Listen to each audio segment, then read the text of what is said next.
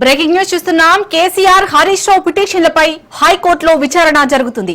కాళేశ్వరం ప్రాజెక్టుపై justice Ghosh commission ఇచ్చిన నివేదికను రద్దు చేయాలని మాజీ సీఎం కేసీఆర్, మాజీ మంత్రి టి హరీష్ రావులు హైకోర్టులో వేర్వేరుగా పిటిషన్లు దాఖలు చేశారు. వీటిపై తెలంగాణ హైకోర్టులో విచారణ జరుగుతుంది. కాళేశ్వరం ప్రాజెక్టులో భాగమైన మేడిగడ్డ, అన్నారం, సుందిల్లా బ్యారేజీల నిర్మాణంలో అవకతవకలపై న్యాయ విచారణకు జస్టిస్ పిసి ఘోష్ కమిషన్ ను నియమిస్తూ ప్రభుత్వం జారీ చేసిన జీవో 6 ను కూడా సవాల్ చేశారు. ప్రతివాదులుగా ప్రభుత్వ ప్రధాన కార్యదర్శి, నీటిపారుదల శాఖ ముఖ్య కార్యదర్శి జస్టిస్ ఘోష్ కమిషన్ ను పేర్కొన్నారు. ఎలాంటి ఆధారాలు లేకుండా గత ప్రభుత్వాన్ని అప్రతిష్ఠ చేసి రాజకీయ వ్యూహంలో భాగంగా కమిషన్ నియామకం జరిగిందని, నిబంధనలకు విరుద్ధంగా కమిషన్ నివేదిక రూపొందించిందని పిటిషన్లలో పేర్కొన్నారు. కేసీఆర్, హరీష్ రావు పిటిషన్లపై హైకోర్టు విచారణ జరుపుతోంది.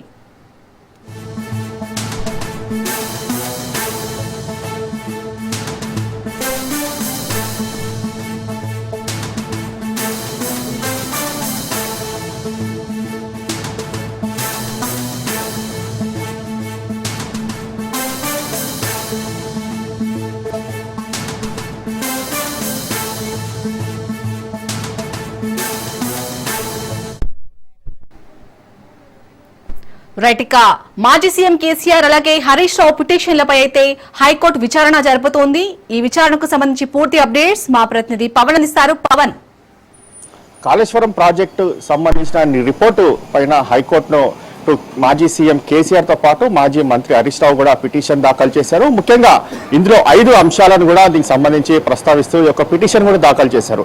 ముఖ్యంగా చూస్తే కమిషన్ సంబంధించిన రిపోర్టు తమకు ఇప్పటివరకు కూడా ఎక్కడ కూడా కాపీస్ ఇవ్వలేదు. అయితే ఈ యొక్క రిపోర్టుని మంత్రులు కావచ్చు, సీఎం బహిరంగంగా తమ పైన పరువు ప్రతిష్ట భంగం కలిగే విధంగా కూడా ప్రెస్ మీట్ పెట్టి మరి ఇందులో మాట్లాడారు. అంతేకాకుండా ఈ యొక్క సంబంధించి చూస్తే మాత్రము తమకు కేవలం ఈ యొక్క కమిషన్ సంబంధించి ఒక నోటీసులు జారీ చేశారు. ఆ నోటీసులకు మాత్రమే తాము ఒకసారి హాజరై దీనికి సంబంధించి వివరణ ఇచ్చాము. మరోవైపు చూస్తే ఈ యొక్క కమిటీ రిపోర్టును సంబంధించి పూర్తిగా రద్దు చేయాలి, అంతేకాకుండా కమిషన్ ఏర్పాటు చేసిన జీవోను కూడా రద్దు చేయాలంటూ కూడా ఇందులో ప్రస్తావిస్తూ దీనిపైన ఈ యొక్క పిటిషన్ దాఖలు చేసిన నేపథ్యంలో హైకోర్టులో దీనికి సంబంధించి ఇప్పుడే కొద్దిసేపటి క్రితం దీనిపైన యొక్క వాదనలు కూడా కొనసాగుతున్నాయి. అయితే వాదనలు కొనసాగిన నేపథ్యంలో చూస్తే మాత్రం ప్రధానంగా ఈరోజు ప్రభుత్వానికి కూడా ఒక నోటీసులు జారీ చేసే అవకాశం కూడా ఉంటుంది. ఎందుకంటే దీనిపైన కౌంటర్ దాఖలు చేయాలని చెప్పి కూడా హైకోర్టు యొక్క మధ్యంతర ఉత్తర్వులు జారీ చేసే అవకాశం కూడా చాలా స్పష్టంగా కనిపిస్తుంది. ఎందుకంటే ఈ యొక్క కాళేశ్వరం రిపోర్టుకు సంబంధించి ఎక్కడ కూడా తమకు ఇవ్వకుండానే మంత్రులు దీన్ని బహిరంగంగా పెట్టి ఒక ప్రెస్ మీట్ పెట్టి దీనికి సంబంధించి ఒక రిపోర్టును పూర్తిగా మాట్లాడడం పట్ల దీనికి సంబంధించి అభ్యంతరం కూడా వ్యక్తం చేశారు. అంతేకాకుండా ఇందులో చూస్తే 8B, 8C సంబంధించిన ఎక్కడ కూడా ఒక ప్రొసీజర్ని మాత్రము ఈ యొక్క కమిషన్ సంబంధించి ఫాలో కాలేదు. దీనికి సంబంధించి ఒక నోటీసులు కూడా జారీ చేయాలి. కానీ 8B, 8C సంబంధించిన ఎక్కడా కూడా ఒక నోటీసులు కూడా జారీ చేసిన ఆ దాఖలాలు కూడా లేవని చెప్పి కూడా దీనికి సంబంధించి వీటిలో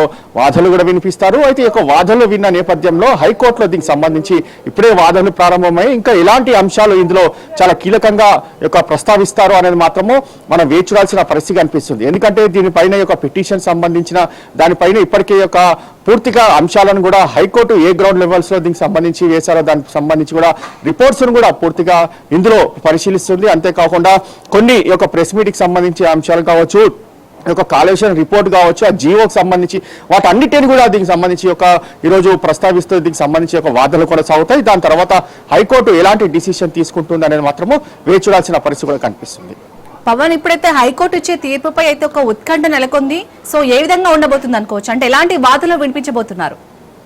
అయితే ఇందులో ఈ రోజు మాత్రం తీర్పు ఉండదు. కేవలం ఇది పిటిషన్ పైన ఈ రోజు మొదటిసారిగా ఈ యొక్క విచారణ కొనసాగనుంది.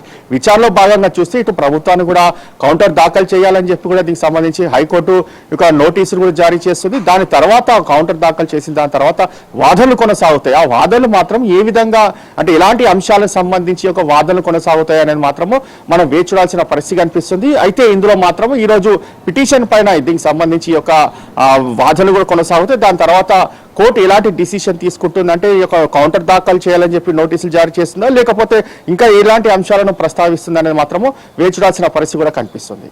Right, thank you Pawan.